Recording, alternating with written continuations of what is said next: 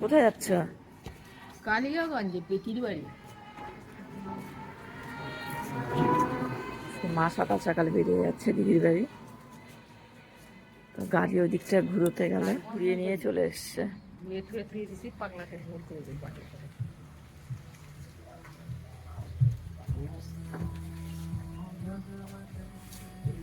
বাহ, সকালবেলায় ভগবানের নাম ভোলে বাবার নাম না, বাসুদেবাই নম, কৃষ্ণের নাম।